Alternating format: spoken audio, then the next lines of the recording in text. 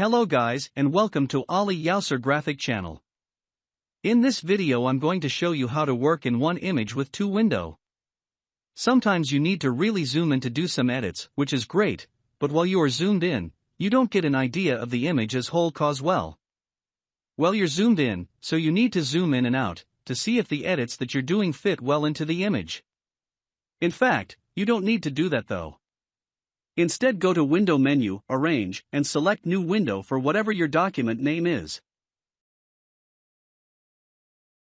Then head again to Window menu, Arrange, and select either 2 up horizontal or 2 up vertical. I'll choose vertical.